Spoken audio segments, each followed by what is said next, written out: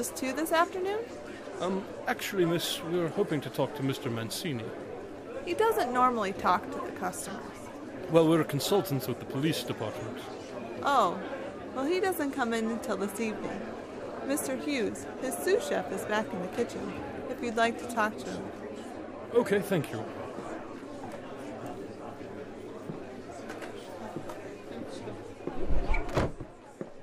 Are you Mr. Hughes? Excuse me, but you can't come back here.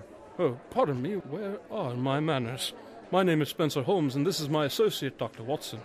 We're assisting the police with their investigation into the murder of Owen Clark. What? Murder? Yes, he was poisoned, in fact. What? I think maybe we should speak in private.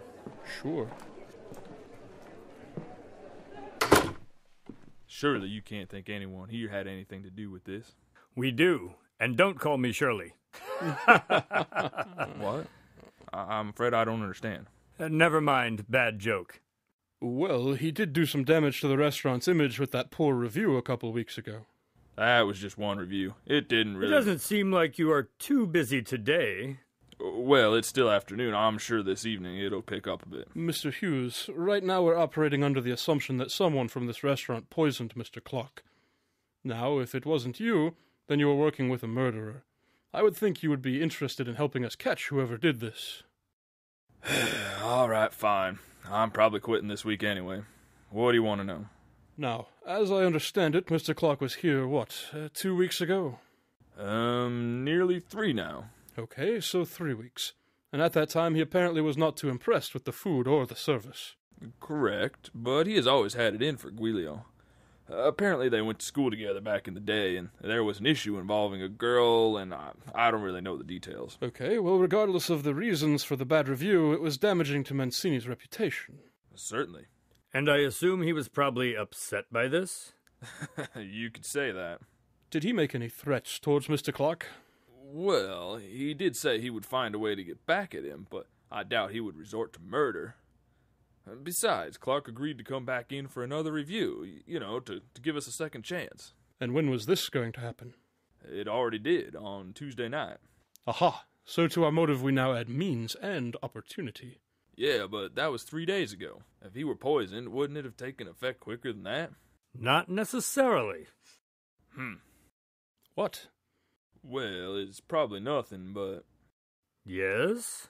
Well, on Tuesday, Guilio was very intent on making sure everything was perfect for Mr. Clark's meal.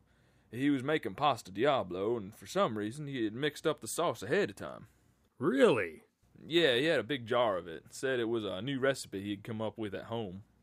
Mr. Hughes, you mentioned that you were probably going to be quitting this week. Yep, got an offer from another restaurant, and I figure now's as good a time as ever. Indeed. I wonder if perhaps I could convince you to take the evening off. Tonight? Yes. But somebody has to run the kitchen. Don't worry, we'll take care of it. I don't know about this. Or we could have you arrested as an accomplice. Now that you mention it, I do feel a little cold coming on. That's what I thought. Now, tell me exactly what this jar looked like.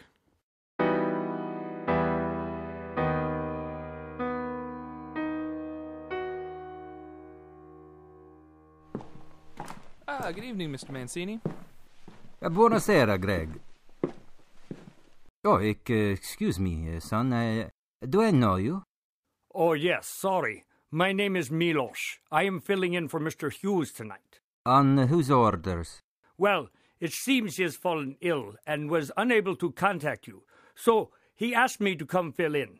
He didn't want you to be short-handed. I promise I know what I'm doing. Well, this is highly unusual. I tell you what, I have not eaten yet. Make me your best recipe, and we'll see if you are worthy of working in my kitchen. Okay, I'll have it right up. Thank you, sir.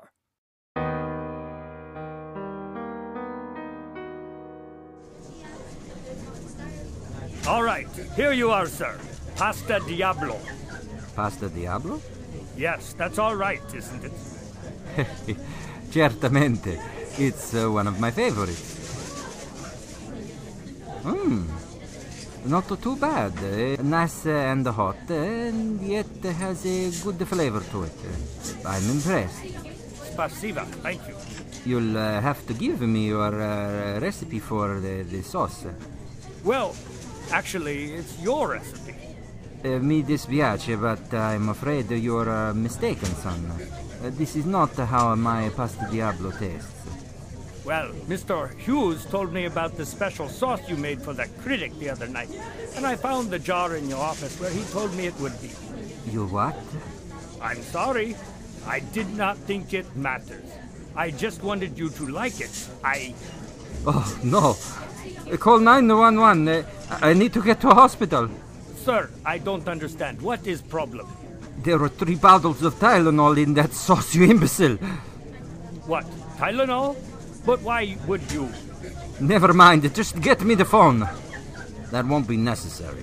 What? Who are you? Mr. Mancini, you're under arrest for the murder of Owen Clark. Murder? Che pazzo? What are you talking about? Your pasta didn't have any Tylenol in it. That was my recipe. I just made up the part about using your jar. You tricked me? Yes, and you fell for it. Who's the imbecile now? Come on, let's go. Well, Holmes, it worked. You were right. The best way to get the truth is often with the use of fear. It causes people to not think clearly. Indeed. So, I guess we can add a new murder weapon to the list. I'm quite certain this is the first time a murderer has used Tylenol. It's the first I've heard of it. You have to give someone so much of it that it seems like a poor choice. Well, it worked in this case. I suppose the spicy pasta masks the flavor. Yes. And since it takes a couple days for the liver to fail, the Tylenol was out of his bloodstream, which is why it didn't show up on the tox screen. I suppose we should give Dr. Samuelson a call and let him know not to bother with the hepatitis tests. I'm sure he would appreciate that.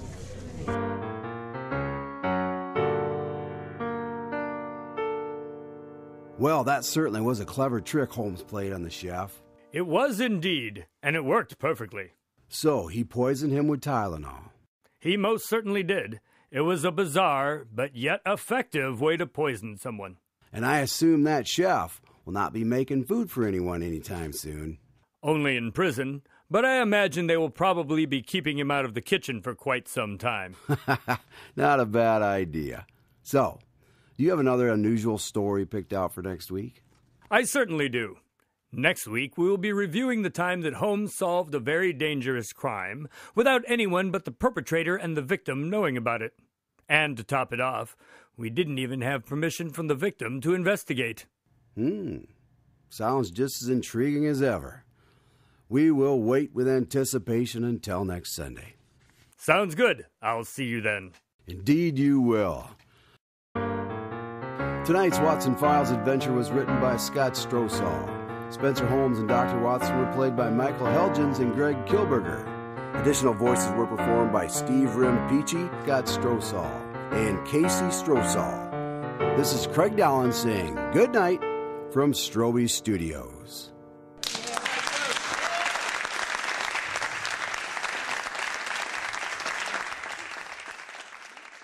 We do. And don't call me Shirley. That was very nice. Best line of the show. That's Academy Award winning.